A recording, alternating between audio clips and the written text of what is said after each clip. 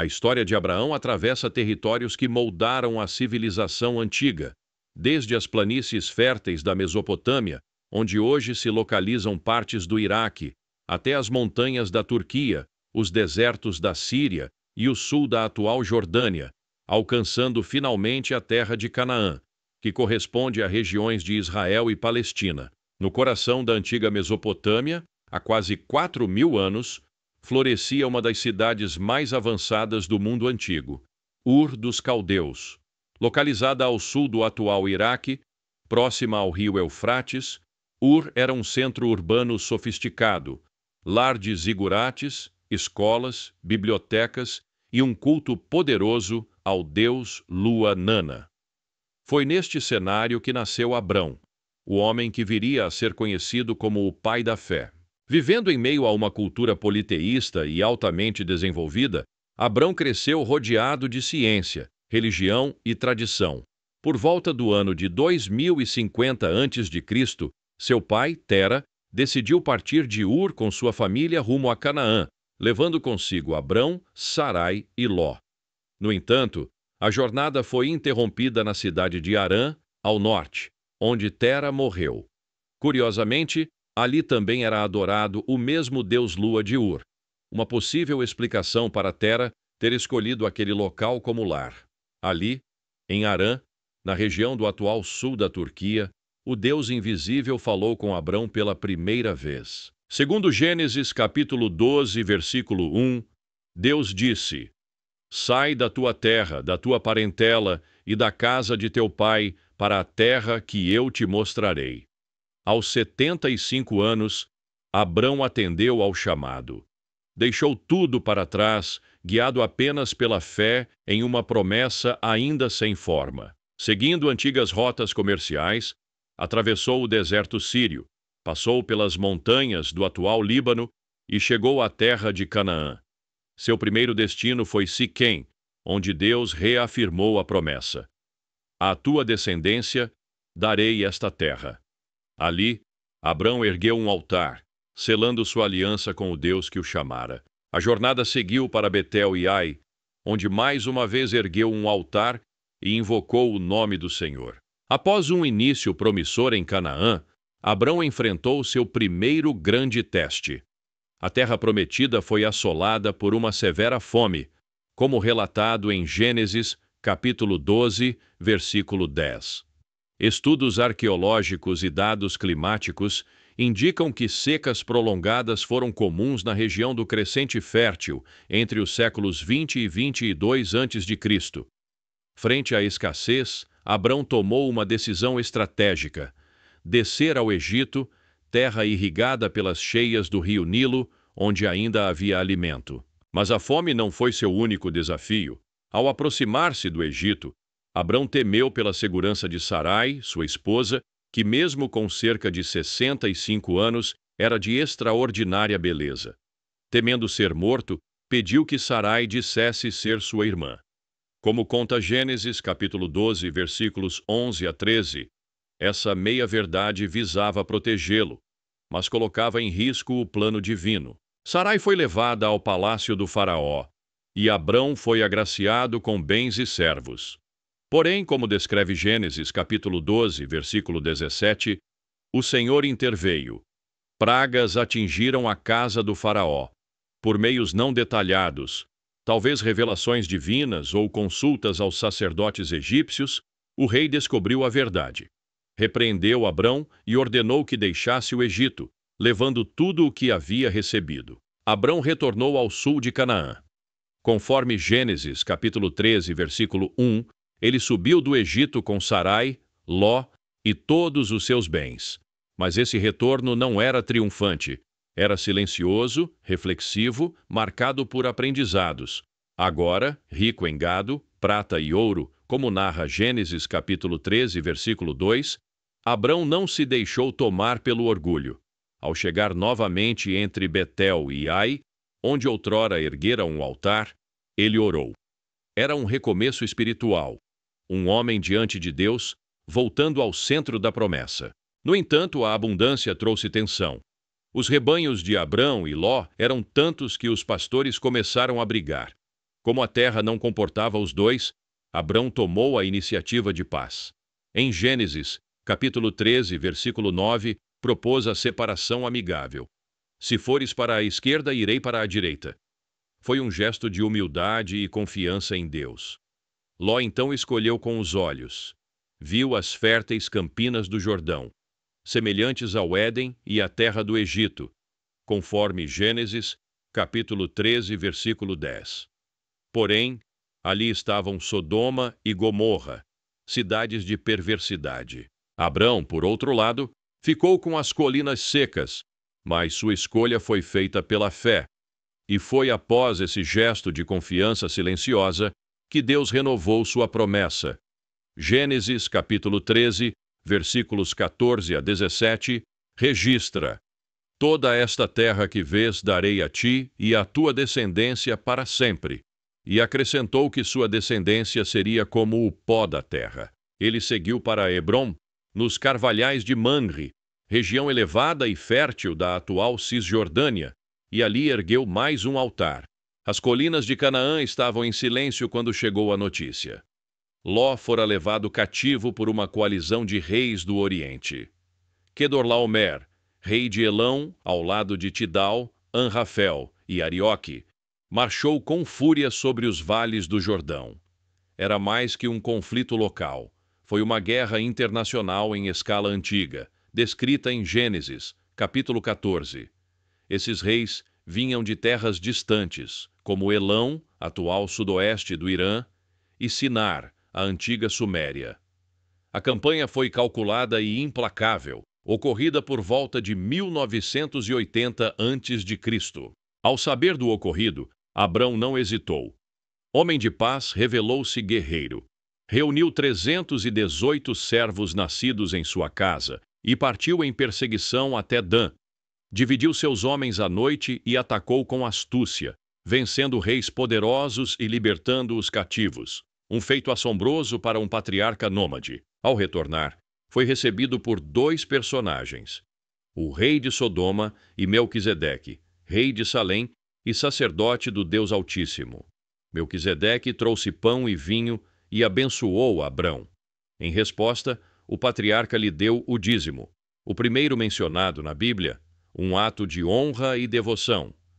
Séculos depois, o autor de Hebreus veria em Melquisedeque uma figura de Cristo, eterno sacerdote de justiça e paz. Abrão recusou os bens oferecidos pelo rei de Sodoma, dizendo: Nada tomarei, para que não digas, eu enriqueci a Abrão. Sua confiança estava em Deus, não em alianças humanas. O vento soprava suave sobre as colinas de Canaã quando Abrão, já idoso e com o coração cheio de perguntas, ergueu os olhos para o céu. A promessa permanecia, mas o filho ainda não havia vindo. Não tenha medo, Abrão. Eu sou o seu escudo e o seu grandíssimo galardão.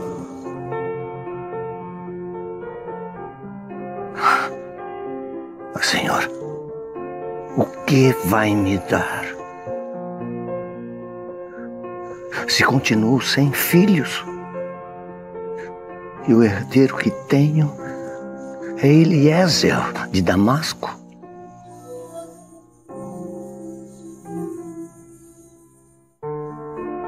O Senhor não me deu filhos,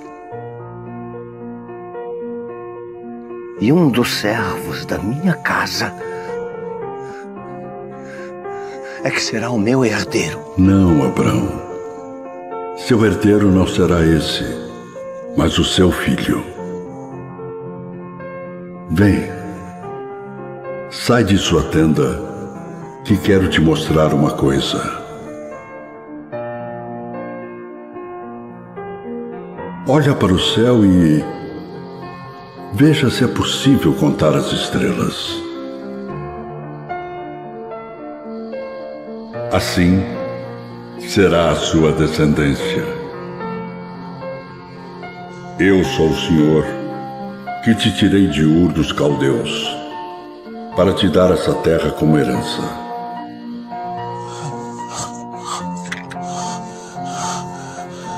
Oh, meu Senhor, meu Senhor. posso saber que tomarei posse dela. Traga-me uma novilha, uma cabra e um carneiro, todos com 3 anos de vida, e também uma rolinha e um pombo. Naquele dia, por volta de 1970 a.C., Deus prometeu a Abrão a terra desde o rio do Egito até o rio Eufrates. Foi mais que um pacto. Sarai continuava estéril. Foi então que Sarai tomou uma decisão.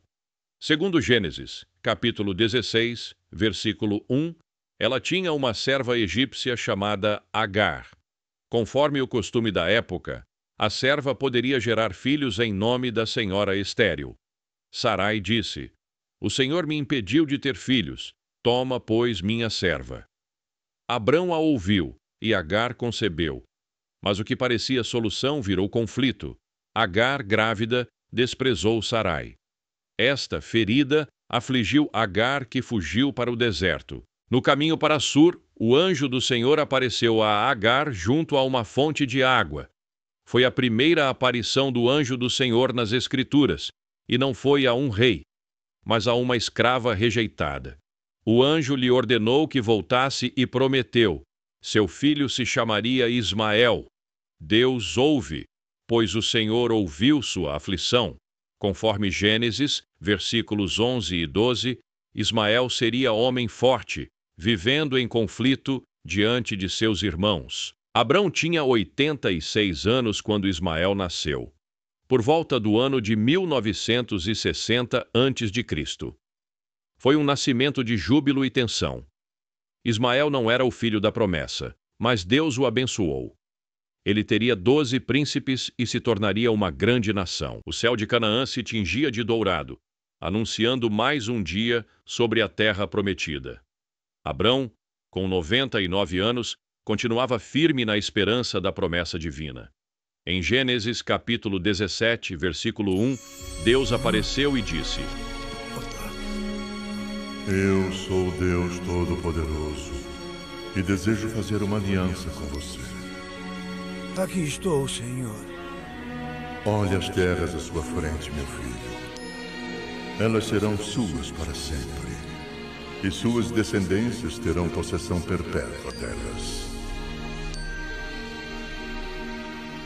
E desde momento em diante, Abrão já não será mais o seu nome.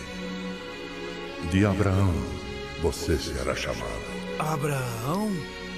E sua esposa Sarai será chamada de Sara. E eu a abençoarei, e ela lhe dará um filho. E você o chamará de Isaque. E ele herdará todas as promessas que fiz hoje a você. Minha esposa, um filho. Oh, meu Senhor. E quanto a Ismael? Quanto a Ismael, eu o glorificarei e cuidarei dele. Mas a minha promessa e a minha bênção ficarão com Isaque. Isaque. Oh, Isaque. Então será Isaque. Deus reafirmou a aliança com Abrão, prometendo-lhe que seria pai de uma multidão de povos. Para isso, Abrão receberia um novo nome. Seu nome, que até então significava Pai Exaltado, foi alterado para Abraão, que significa Pai de muitas nações. Deus também falou com Sarai, esposa de Abraão. Seu nome, que significava Minha Princesa, foi mudado para Sara, que significa Princesa de muitos. E a promessa de Deus a Sara foi clara. Mesmo aos 90 anos, ela daria à luz um filho, chamado Isaque, que significa riso. Abraão e Sara riram da ideia, mas confiaram na promessa divina. Para selar essa aliança, Deus instituiu a circuncisão como um sinal físico da aliança entre Deus e o povo de Abraão. O Senhor revelou a Abraão, olhando para o sul, em direção às cidades de Sodoma e Gomorra, que o clamor contra essas cidades era grande e seu pecado gravíssimo. a justiça divina estava a caminho. Abraão, conhecendo o caráter misericordioso de Deus, ousou interceder. Com reverência perguntou: destruirás também o justo com o ímpio? Gênesis 18, 23. Assim começou uma das orações mais audaciosas da Bíblia. Um homem argumentando com Deus em favor de vidas humanas. Abraão intercedeu até que Deus prometesse poupar a cidade se ali houvesse apenas 10 justos. Ainda que o nome de Ló não tenha sido mencionado nessa conversa, é evidente que Abraão pensava em seu sobrinho, que morava em Sodoma com sua família. Deus ouviu. E mesmo que nem 10 justos fossem encontrados, a compaixão do Senhor se manifestou. No capítulo 19, os 2 anjos chegaram a Sodoma ao anoitecer. Foram recebidos por Ló, que insistiu para que pernoitassem em sua casa. Durante a noite, os homens da cidade cercaram a residência, revelando a completa degradação moral daquele povo. Foi então que os anjos intervieram, protegendo Ló e cegando os agressores. Eles ordenaram que Ló saísse com sua família imediatamente, pois o juízo divino não tardaria. Vocês devem ir embora. A cidade está sendo punida.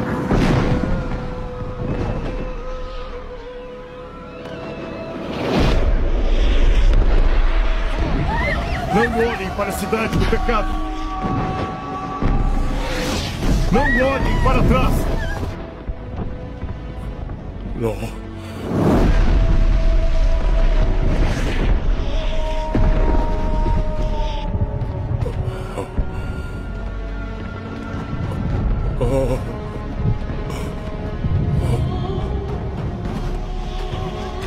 Não olhem para trás!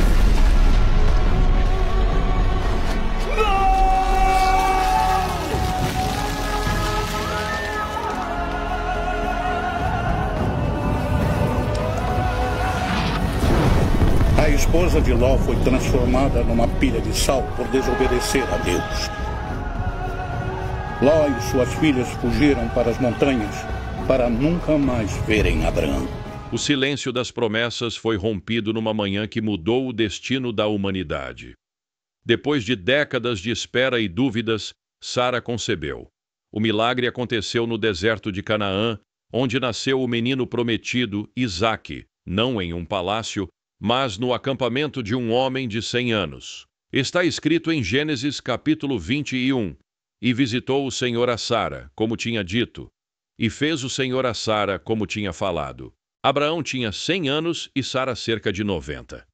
A concepção de Isaque, nome que significa ele ri, desafiava as leis naturais da biologia. A menopausa e a idade avançada de Abraão tornariam impossível essa gravidez, mas Deus abriu um novo caminho para cumprir sua palavra. O nascimento de Isaque foi o cumprimento de uma promessa feita em Gênesis, capítulo 12, quando Deus disse a Abraão que faria dele uma grande nação. Agora, essa promessa tomava forma e vida.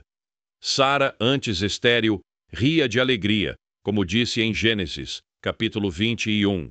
Deus me deu motivo de riso, e todo aquele que ouvir isso se rirá comigo. A alegria foi celebrada com um grande banquete, mas logo surgiram tensões. Ismael, filho de Agar, a serva egípcia, começou a zombar de Isaque. Isso levou Sara a exigir que Agar e Ismael fossem enviados embora. Deus disse a Abraão que não temesse, pois a promessa viria por meio de Isaque, e essa separação é descrita em Gênesis, capítulo 21. O nascimento de Isaque é o ponto de virada no plano divino. Ele é o elo entre Abraão e as gerações que seguiriam, levando a Jacó, Davi e, finalmente, a Jesus Cristo. O céu sobre as colinas de Moriá estava límpido, mas o coração de Abraão pesava como o deserto em noite sem estrelas.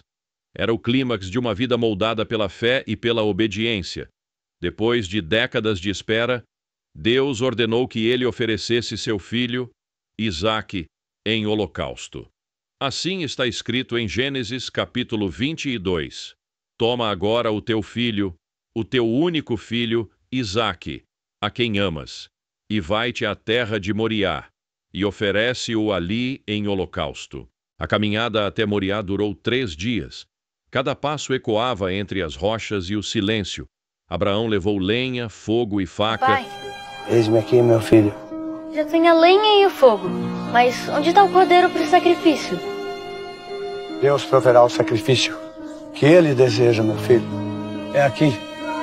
Cadê o animal que vamos sacrificar? Eu te amo. Muito, meu filho. Muito. Mas amo mais a Deus. Eu preciso provar isso para mim mesmo. Preciso. Eu sou o cordeiro, pai. Pai, o Senhor acha que eu vou ser um sacrifício perfeito? Será que Deus vai me aceitar? Abraão! Abraão, Eis-me aqui, Senhor. não estenda a mão sobre o menino e não lhe faça nada, porque agora eu sei que você teme a mim, pois não me negou o seu filho, o seu único filho.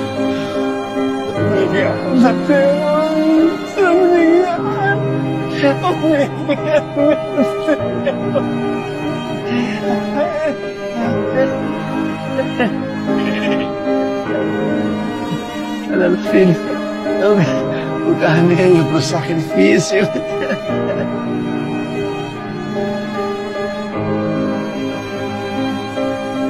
A fé de Abraão, testada ao extremo, se consolidou como alicerce para o judaísmo, o cristianismo e o islamismo. Após esse evento, Sara faleceu aos 127 anos e foi sepultada na caverna de Macpela. Essa caverna se tornou o primeiro pedaço de terra oficialmente possuído pelos hebreus em Canaã. Abraão viveu até a idade de 175 anos. Em seus últimos dias, viu Isaque crescer e casar-se com Rebeca, mantendo viva a linhagem da promessa. Abraão morreu em boa velhice e foi sepultado ao lado de Sara, na caverna de Macpela. O legado de Abraão não está apenas na genealogia, mas na fé que inspira e na história que pulsa viva em cada passo daqueles que escolhem crer. Sua vida encerrou-se como começou, em movimento, entre tendas e montanhas, entre lágrimas e esperança, entre o céu que fala e a terra que obedece. E sua voz ainda ecoa: o Senhor proverá. Agora que você acompanhou a incrível trajetória de Abraão pelos mapas, desde Ur dos Caldeus até a Terra Prometida, que tal mergulhar ainda mais fundo nessa história? Separamos 9 curiosidades fascinantes sobre a vida de Abraão que, talvez você nunca tenha ouvido falar. São detalhes que ajudam a entender melhor quem ele foi, como viveu e por que sua jornada continua tão impactante até hoje. Curiosidade 1. Família entrelaçada. Laços de sangue e tradição. No clã de Abraão, a família de Abraão é um exemplo notável de como, nas antigas culturas do Oriente Médio, os laços familiares desempenhavam um papel essencial na preservação da linhagem, herança e identidade do grupo. Abraão, originalmente chamado Abrão, era filho de Terá, um homem natural de Ur dos Caldeus. Terá teve 3 filhos, Abrão, Naor e Harã. A Bíblia não dá muitos detalhes sobre a mãe deles, mas a estrutura familiar revela muito sobre os costumes da época. Harã, irmão de Abraão, teve 3 filhos, Ló, Milca e Iscá. Harã morreu, ainda em Ur, a cidade natal da família. E essa perda precoce provavelmente influenciou o relacionamento entre Abraão e Ló. Depois da morte de Harã, Ló passou a acompanhar Abraão em suas viagens, inclusive quando ele deixou Harã em direção a Canaã, quase como se fosse um filho adotivo. O outro irmão, Naor, casou-se com Milca, sua sobrinha, filha de Harã. Esse casamento entre tio e sobrinha pode parecer estranho à nossa cultura moderna, mas era comum em sociedades patriarcais antigas. Nesses contextos, Casamentos dentro da própria família eram vistos como uma forma de preservar a pureza da linhagem, manter propriedades dentro do clã e fortalecer alianças internas. Além disso, em um tempo sem registros civis formais, a confiança e o conhecimento entre as famílias eram fatores determinantes na escolha de um cônjuge. Essa estrutura familiar mostra como os personagens bíblicos viviam em uma rede de relações complexas onde religião, cultura e tradição se entrelaçavam. A escolha dos cônjuges e os cuidados entre os membros da família reforçavam o senso de comunidade, sobrevivência e identidade espiritual, aspectos centrais na história do povo hebreu. Curiosidade. 2. Parentesco com Sara, sua esposa. Uma união dentro da linhagem. Uma das informações mais surpreendentes e comentadas na história de Abraão é o fato de que Sara, sua esposa, era também sua meia-irmã. Essa revelação aparece de forma explícita em Gênesis 20:12, quando o próprio Abraão, ao justificar sua relação com ela, diz ao rei Abimeleque: "E na verdade, ela é também minha irmã, filha de meu pai, mas não filha de minha mãe, e veio a ser minha mulher." De acordo com esse versículo, ambos tinham o mesmo pai, Terá, mas mães diferentes. Essa união, embora hoje seja vista como um tabu em muitas culturas, era social e legalmente aceitável em várias sociedades antigas, especialmente nas culturas patriarcais do Antigo Oriente Médio. O objetivo era manter a herança dentro da família, reforçar alianças entre membros do mesmo clã e, em muitos casos, proteger a linhagem de influências externas ou alianças políticas indesejadas. Além disso, Sara era mais do que apenas esposa. Ela foi companheira de fé e parte ativa da jornada espiritual de Abraão.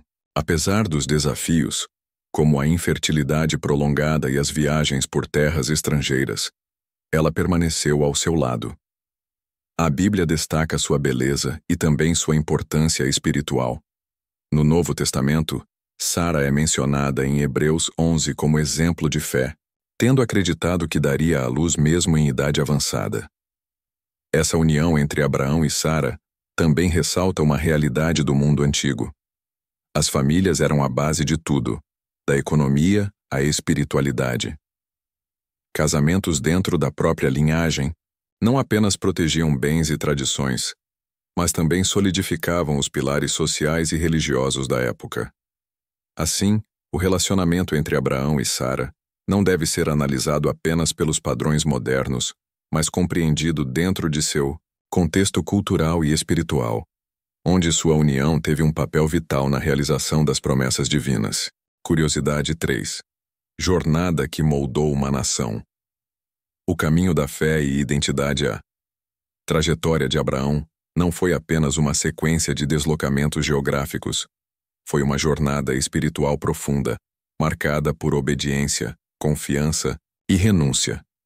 Seu estilo de vida nômade, movendo-se por territórios desconhecidos e vivendo em tendas, acabou se tornando um dos símbolos centrais da identidade do povo de Israel. Abraão foi chamado por Deus a sair de sua terra natal, Ur dos Caldeus, para uma terra que lhe seria mostrada. Sem saber o destino final, ele partiu confiando apenas na promessa divina.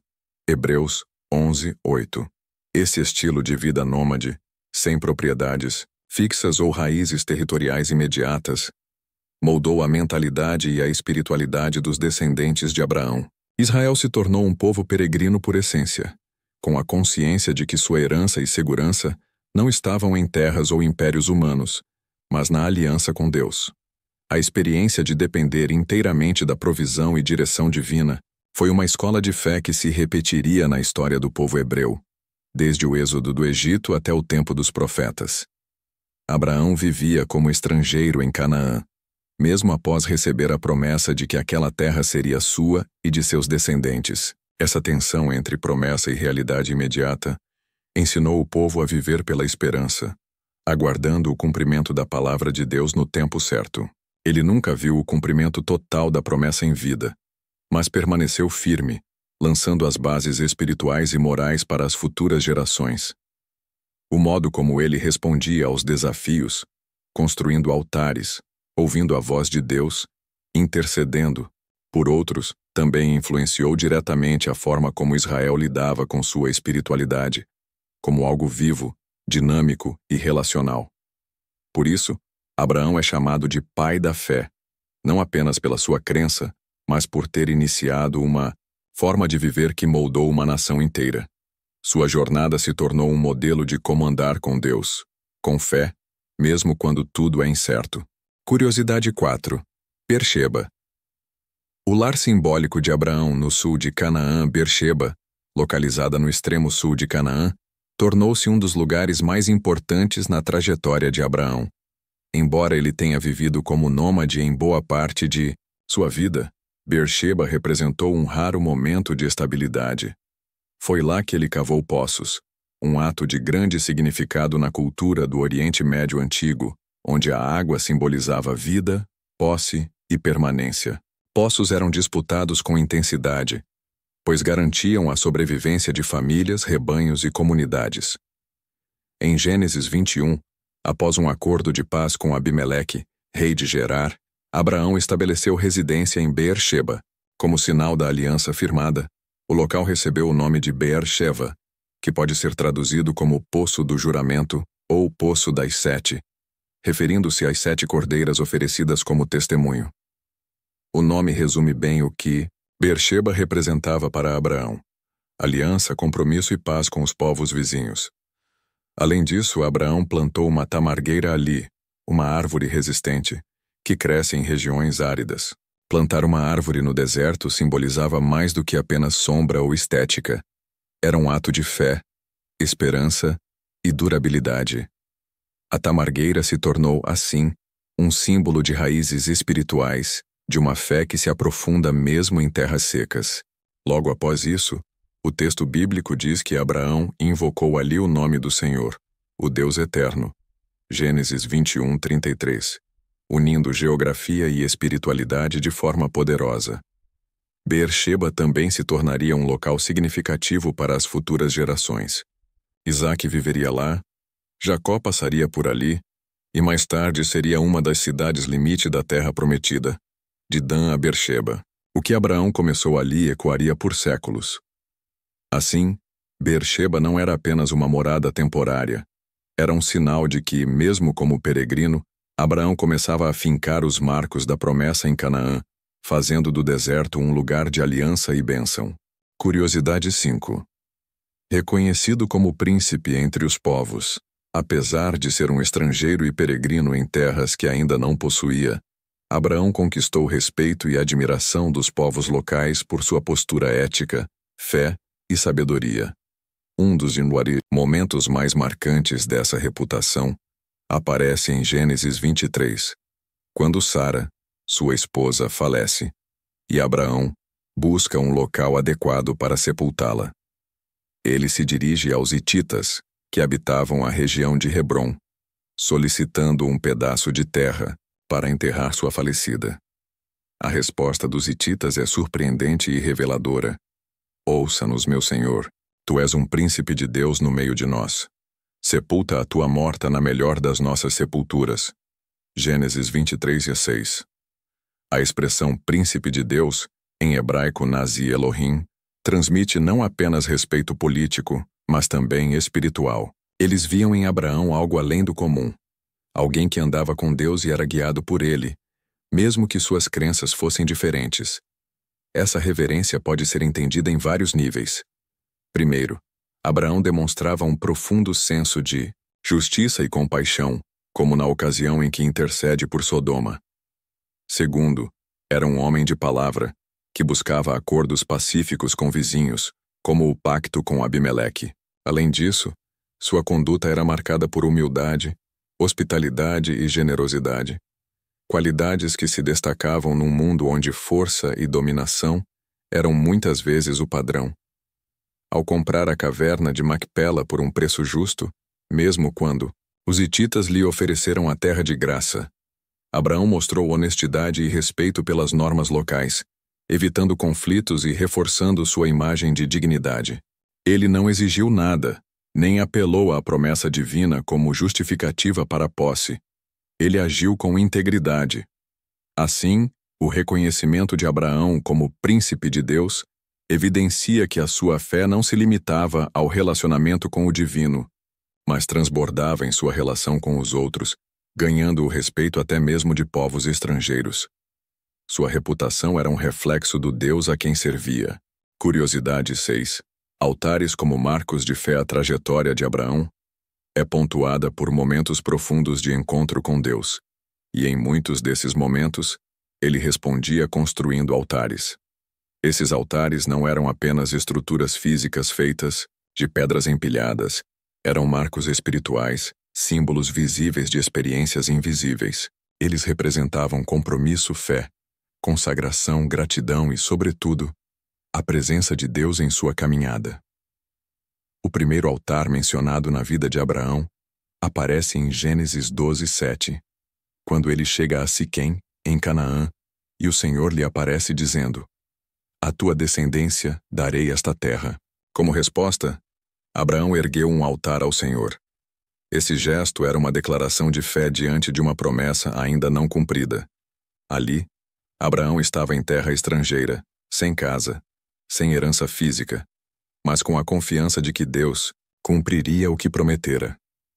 Logo depois, em Betel, ele constrói outro altar, Gênesis 12:8, e invoca o nome do Senhor. Esse padrão se repete por toda a sua jornada.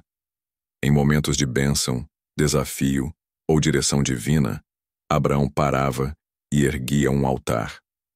Um dos mais significativos foi no Monte Moriá, onde Deus lhe pediu para sacrificar Isaque. Ali, Abraão demonstrou obediência extrema, e Deus providenciou um carneiro como substituto, reafirmando a aliança. Esse altar ficou marcado como símbolo da provisão divina. O Senhor proverá. Gênesis 22:14. Mais do que simples atos religiosos, esses altares mostravam a relação contínua de Abraão com Deus. Eram também sinais públicos de que aquela terra, mesmo temporariamente ocupada por outros, era um lugar de adoração ao Deus verdadeiro. Em culturas onde altares eram dedicados a divindades pagãs, os de Abraão se destacavam como testemunho de fé monoteísta em meio a uma sociedade politeísta. Cada altar era, portanto, um lembrete. Deus estava presente, guiando, falando e cumprindo promessas. E Abraão, em humildade, marcava sua jornada com pedras que falavam de fé viva. Curiosidade 7. Estrangeiro na terra prometida. Uma das situações mais intrigantes da vida de Abraão é o fato de que, mesmo tendo recebido de Deus a promessa de possuir toda a terra de Canaã, ele viveu ali como estrangeiro durante toda a sua vida. Isso nos mostra um contraste surpreendente entre promessa e realidade. Abraão foi chamado por Deus, saiu de sua terra natal, confiou plenamente na direção divina, mas não viu o cumprimento total da promessa enquanto esteve vivo. A única porção de terra que Abraão realmente comprou foi um pequeno campo com a caverna de Macpela, onde enterrou sua esposa Sara.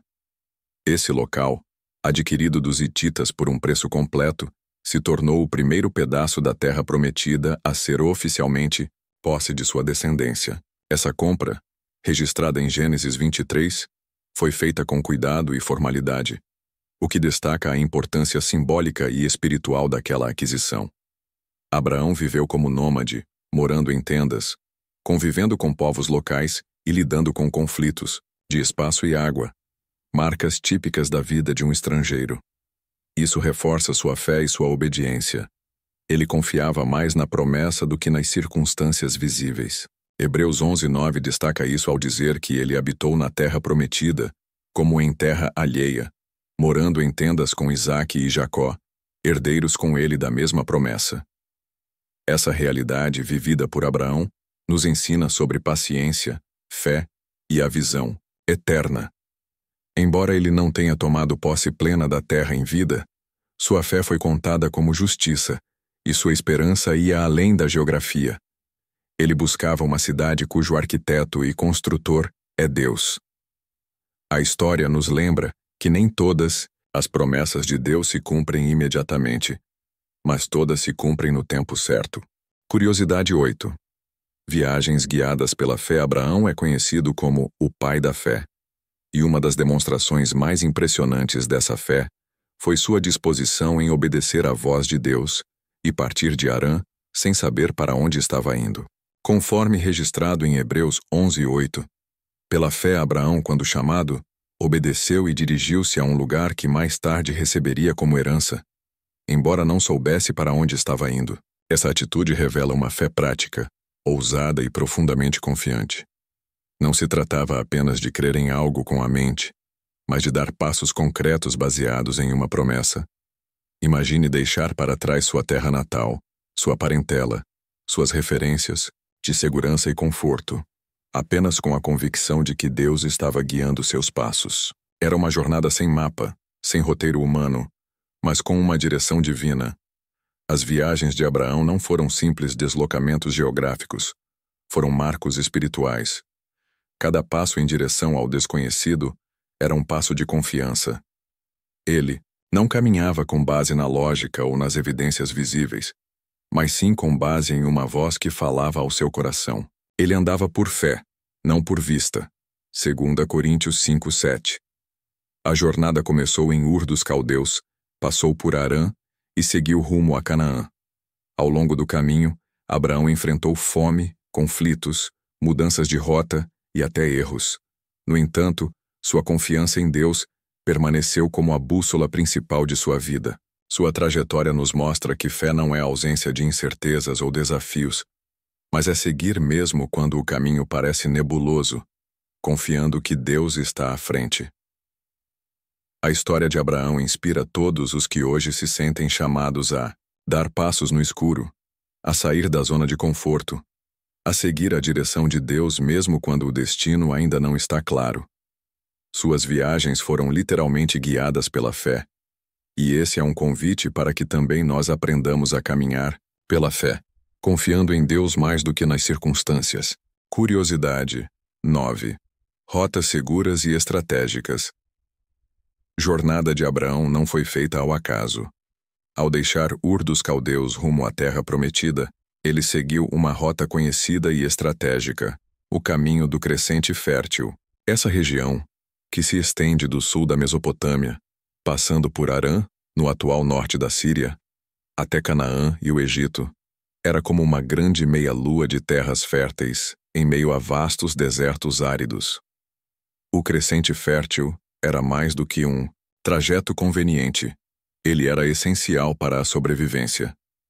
As rotas que Abraão percorreu seguiam os cursos dos rios Tigre e Eufrates no leste, e mais adiante, as áreas irrigadas por fontes e rios menores no norte da Síria e ao longo do Rio Jordão. Viajar por essas rotas significava acesso à água, alimentos, pasto para os rebanhos e abrigo, elementos indispensáveis para uma caravana nômade, como a de Abraão, que incluía sua família, servos, gado e bens. Além disso, essas rotas conectavam as principais civilizações da época, a Mesopotâmia, o Egito e Canaã. Por elas passavam mercadores, caravanas e influências culturais, tornando o caminho de Abraão também um percurso de interação com diversos povos. Isso explica por que ele pôde comprar terras, negociar, formar alianças e até participar de batalhas com reis locais. Abraão não cruzou o deserto direto entre Ur e Canaã, uma travessia extremamente perigosa. Em vez disso, escolheu o caminho, mais longo, porém viável, seguro e cheio de oportunidades. Isso mostra não apenas fé, mas também sabedoria e estratégia. Ele soube alinhar sua obediência a Deus com as condições práticas da viagem, algo que reforça a imagem de um líder prudente e sensato. Essa curiosidade nos revela que, mesmo sendo guiado por Deus, Abraão também usou os caminhos disponíveis com inteligência. Fé e razão caminharam juntas. Assim, sua jornada se torna um exemplo de como é possível seguir a direção divina de forma segura, estratégica e consciente.